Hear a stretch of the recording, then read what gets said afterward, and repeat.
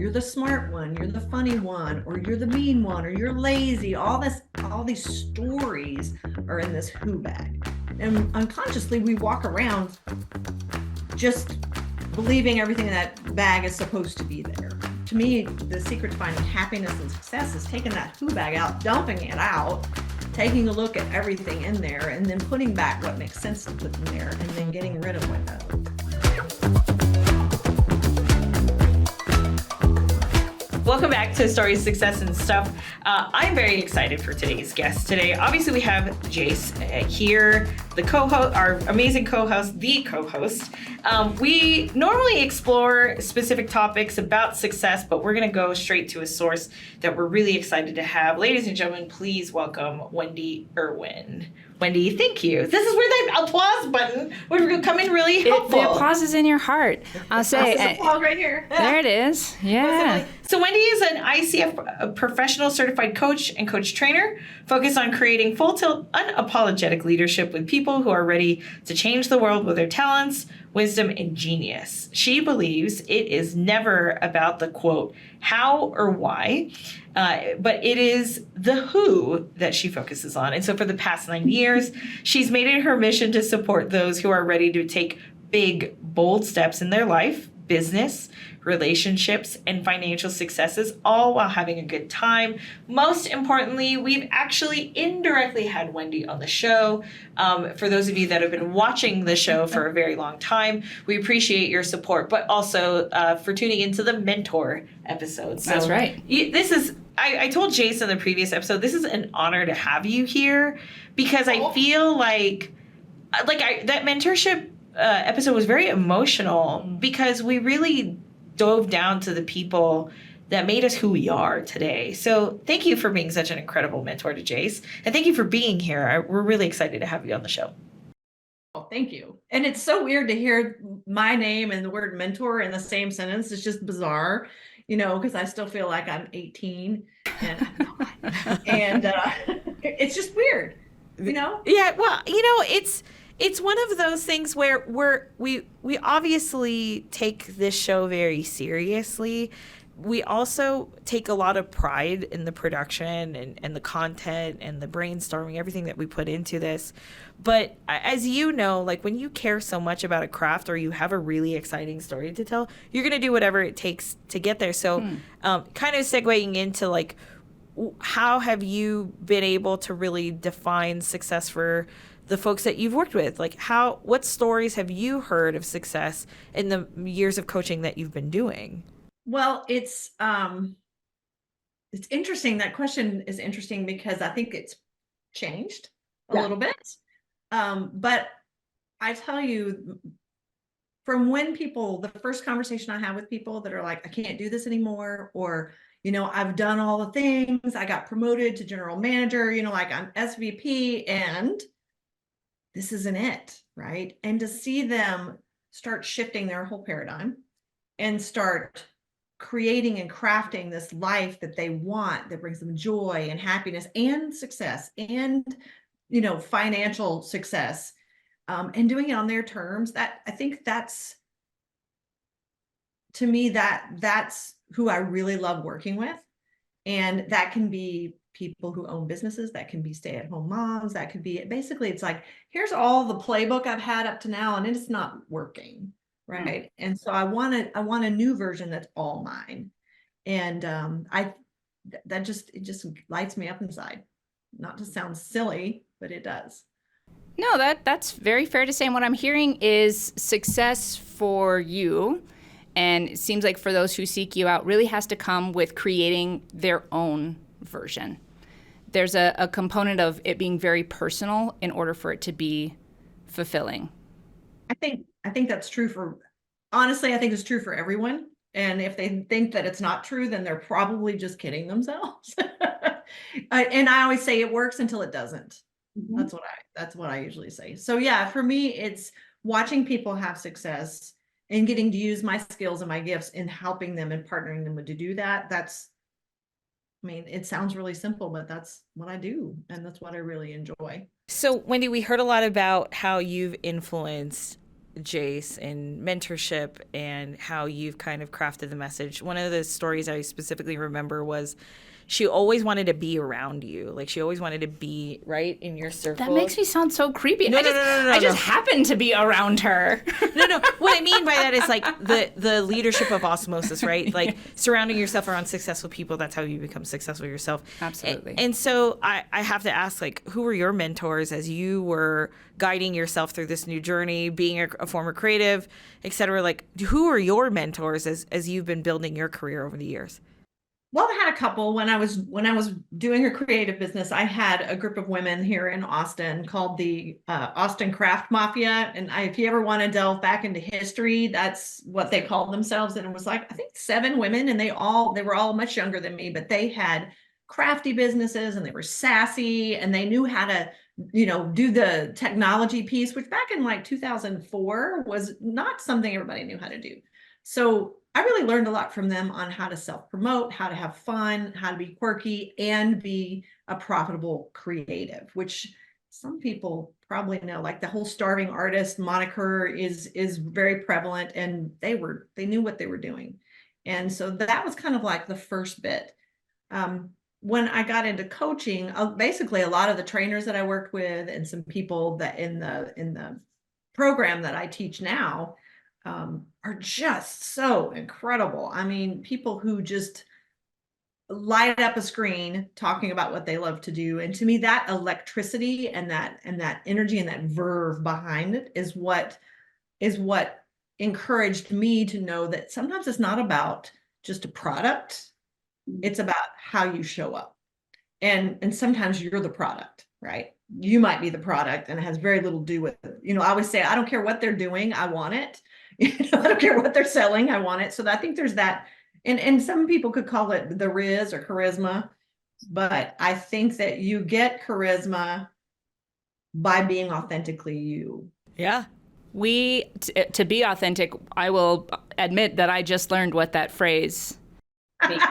And have attempted. I have 2 college-age students. That's how I have it. You used it so smoothly. We have yet to figure out how to really slide it into things. I'm wondering if there have been people along your path who maybe were not perceived as mentors. Maybe they were not even perceived as positive at the time, but who really helped you move forward. Maybe they seemed like adversaries at the time or enemies. Oh my goodness. Well, that's like an origin story, actually. Because, my dad was a business owner. Oh. Since the 1959. Oh.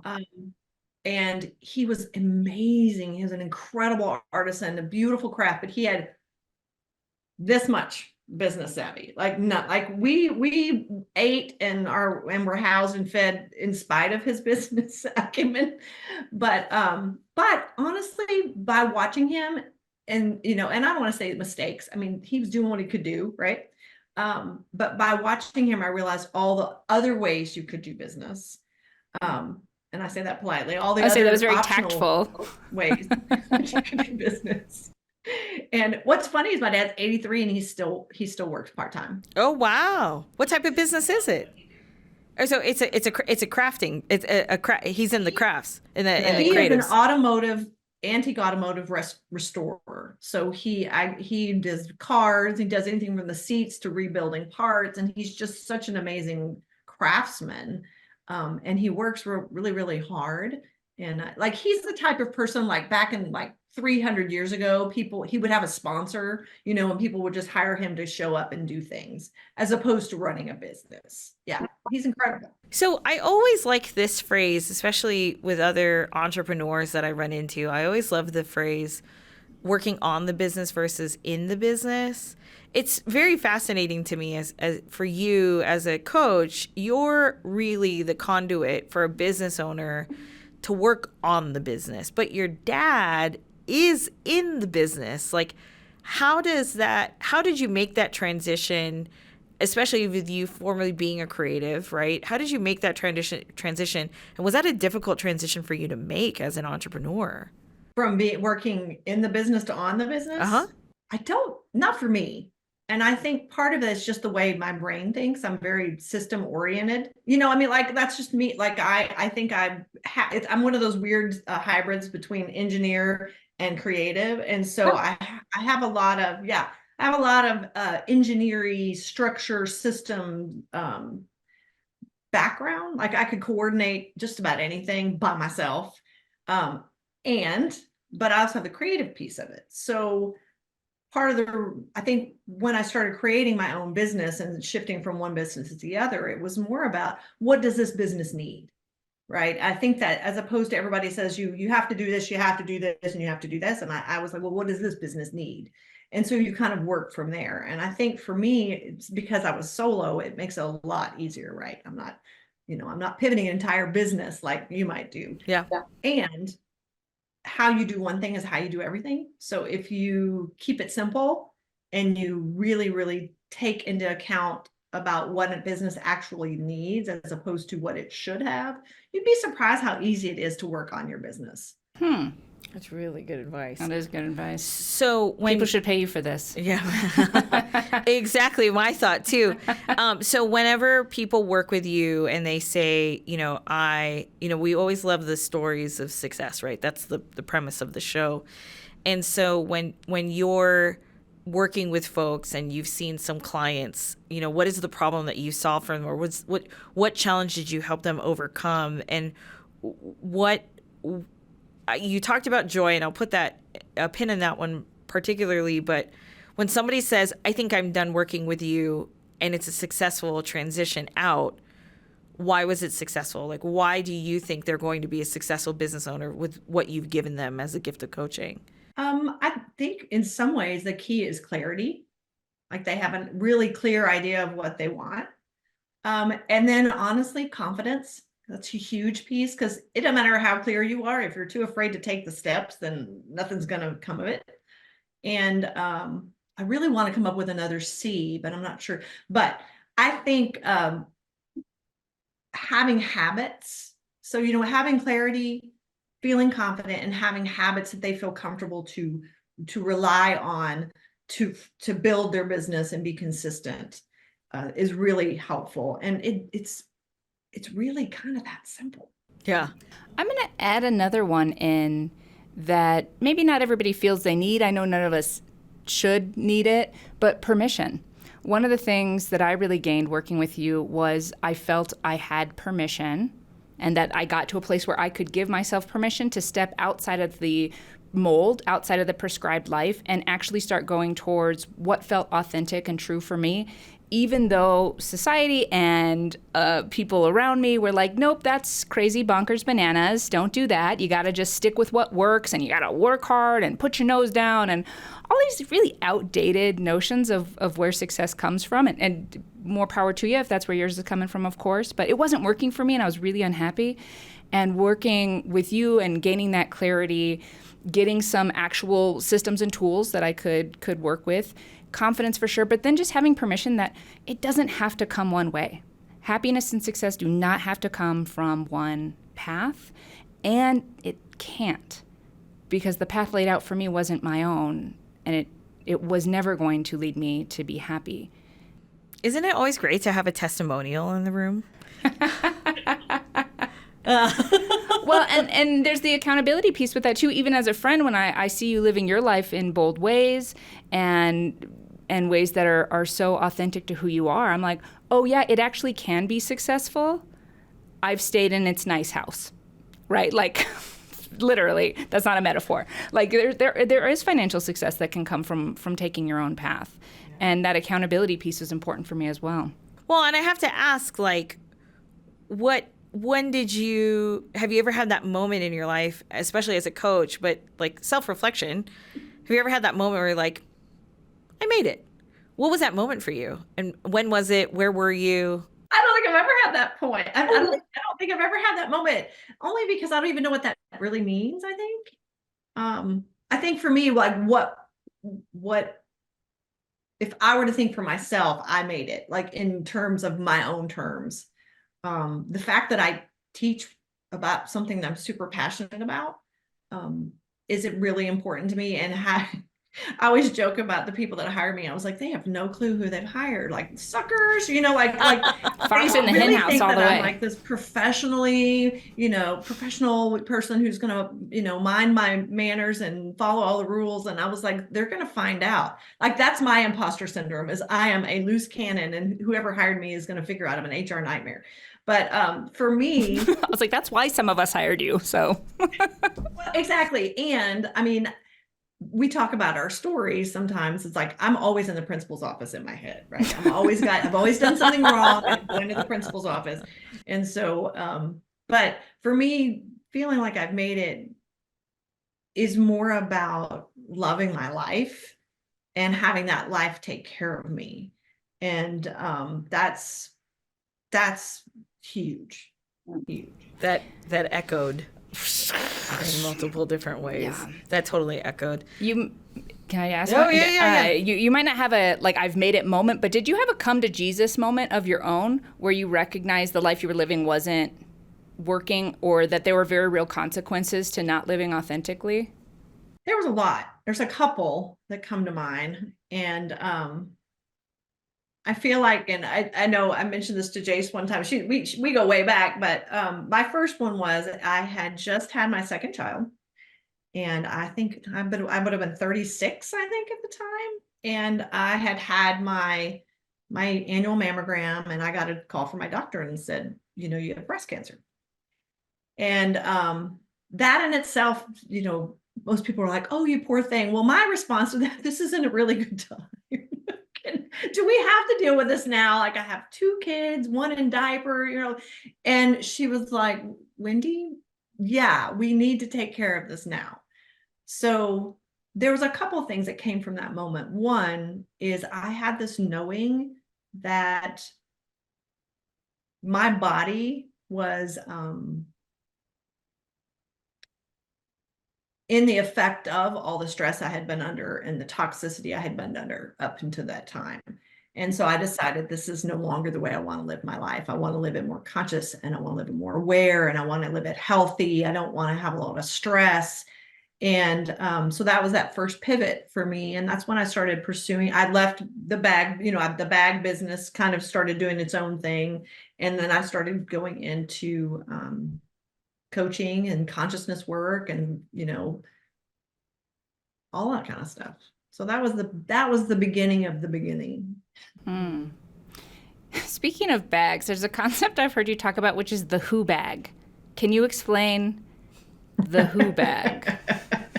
Yeah, so I'm sorry. When I read that, I was at first, I wasn't going to say this, but I was like, did she just say hoe bag? And then I had to read it again. Yeah. So We can also talk about that later, but I joke about it because, a lot of times people talk about the who and they talk about the what and the how and the why and all this stuff. But ultimately you're the operating system, right?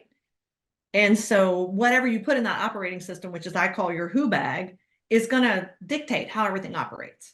And so a lot of us through life, we have this big, giant hobo bag full of our who.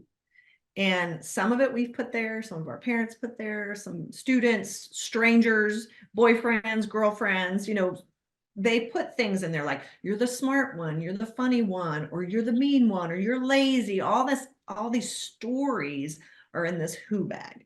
And unconsciously we walk around just believing everything in that bag is supposed to be there for a reason. And it's only when we start pulling those things out that we examine, do we really need this 2-year-old granola bar in there, or this receipt, or this wadded up piece of gum, or this Kleenex with lipstick on it, which has things on it that no longer serve us. And so really to me, the secret to finding happiness and success is taking that who bag out, dumping it out, taking a look at everything in there, and then putting back what makes sense to put in there, and then getting rid of what doesn't. So when you've coached folks with this process, this is very fascinating to me. I consider it like home editing, right? I get the metaphor. And whenever you've coached people through this process, what transformational changes have they made in their professional or personal lives once you've told them this? Oh, wow.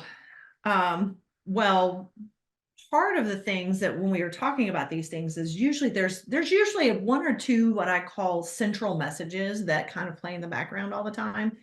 And it's usually, like you're not smart enough, you're not good enough, all the, all those imposter syndrome kind of messages. And we call them in my company, we call them gremlin messages. But when you really take a look at those particular messages and who's in the driver's seat, if it's you or if it's the message, and then taking ownership and responsibility of that message and changing it and starting to shift it.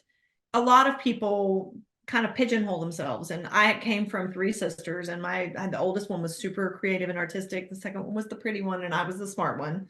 And so those were our roles, but that was in my who bag. But I never allowed creativity to go in my who bag, because for the most part, I wasn't allowed to, because that was my sister's territory, right? So we create and craft these stories for years, and then we start believing them to be true, right? And there's like a small t truth, and there's the capital T truth, right? Capital T truth is we exist and we have experiences. Everything else is interpretation. And Jace is like, we may exist, we may not exist. I mean, this might all be a simulation. There's some proof towards it. Yeah. But figuring out those stories and unraveling some of them, especially if they're the ones that are getting in your way and tripping you up. Gotcha.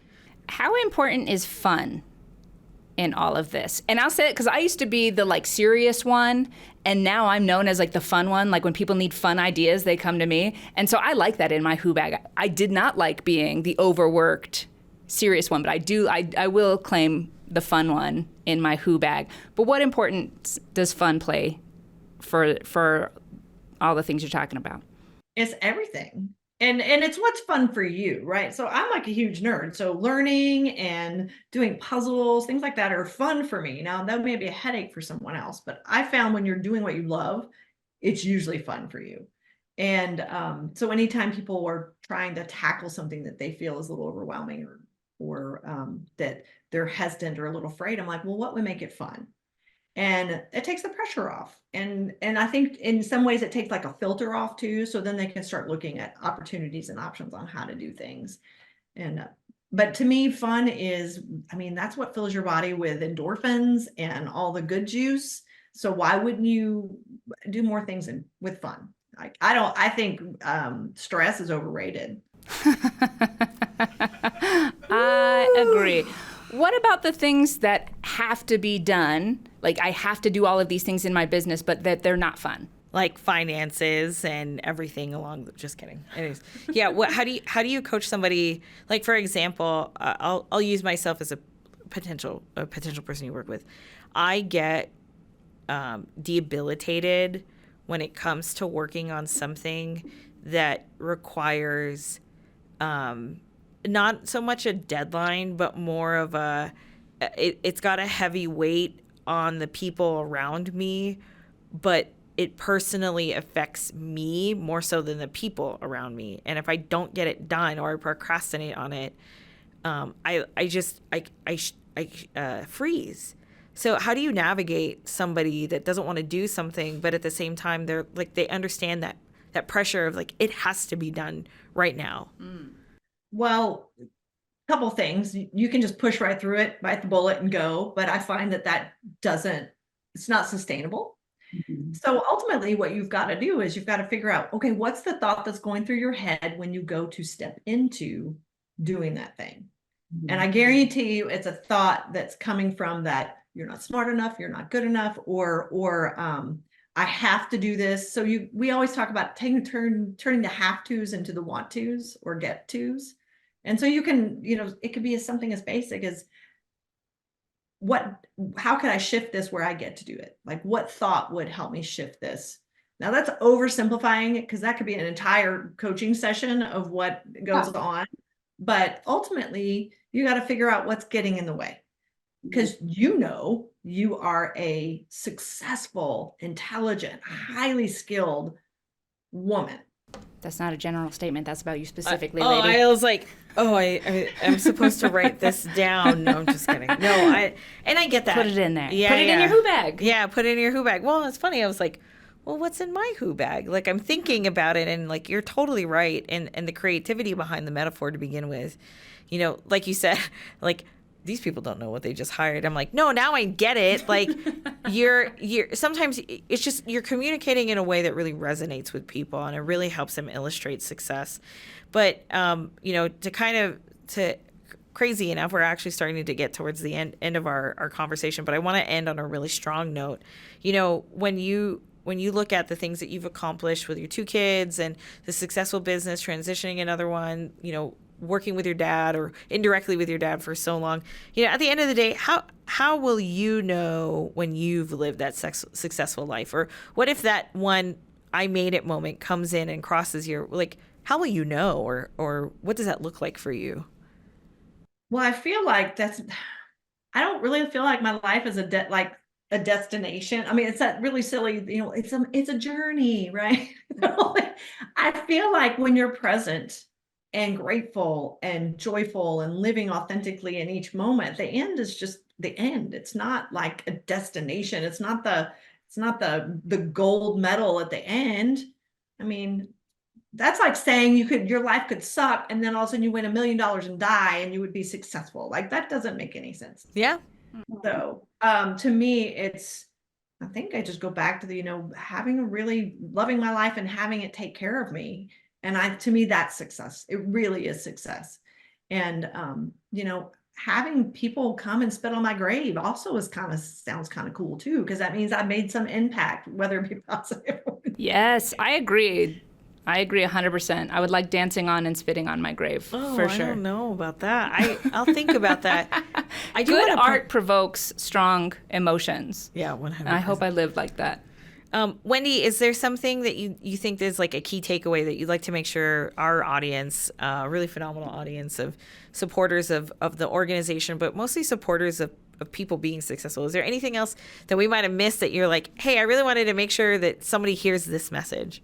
I'll tell you, when you said there's no reason to stress out, like, a moment in me, another mentor of mine, Debbie Johnson, had said once, like, stress will kill you, right? I had a moment where I'm like, I really need to rethink that phrase, you know? So I guess what's the one thing that you think people take away from whenever they're working with you? Well, to that point, because I feel like I want to address that as well, stress doesnn't just kills you, it blinds you to opportunity. Like, you become so stressed out, you don't see all the options that are around you because you're so hyper focused on what's wrong. Usually that's what causes stress. So if you're able to take a deep breath, or able to find that joy, or find something that's in alignment with who you really are in order to face the challenges you have, the opportunities just start bubbling up. But if you're only focusing on the problems, that's all you're going to see, and that's what's going to grow. And so you can only focus on solutions, though, when you're not in that stress response. And I would say, whatever you can do to create less and less of a stress response, whether that be self-awareness, finding what's in your who bag, not working in an environment or in a system that doesn't work for you, all of those things induce stress. So if you can decrease that, you're going to increase success. It's just math. Ooh, that's the new t-shirt. Decrease stress, increase success. You heard it here first. You're like a deep breath of a human person. Thank you. Thank you so much for being on the show. And thank you for sharing your wisdom, your stories of success. And most importantly, thank you for being a part of not just Jace's life, but my life, because this is incredible. And I really appreciate what you've done for other professionals down the road. And I really hope to help uplift you and help promote you. If people want to get in touch with you or find more about you, Wendy, they can find you on wendyirwin.com, WNDYIRWIN.com, or find you on social media at Wendy Irwin Coaching. Thank you so much for your time. We really appreciate it, Wendy. Thank you. It was wonderful. Thank you so much. And thank you, the listeners, the viewers, the podcasters, the fans, or people who spit on our graves, whatever that might be. Do it. Oh, no. Thank you so much for being on our next, or for watching this episode of Stories, Success, and Stuff. I'm Kristelle. This is Jace. Don't forget to subscribe to us on YouTube, on Spotify, your favorite Apple Podcast network. Don't forget to also visit our website for any feedback that you'd like to give us at Siarza.com. Most importantly, thank you for being and watching us here at Stories, Success, and Stuff. The next episode will be coming out very soon, and we're excited to showcase any type of topics that might be relevant in your world. But thanks again. Appreciate you.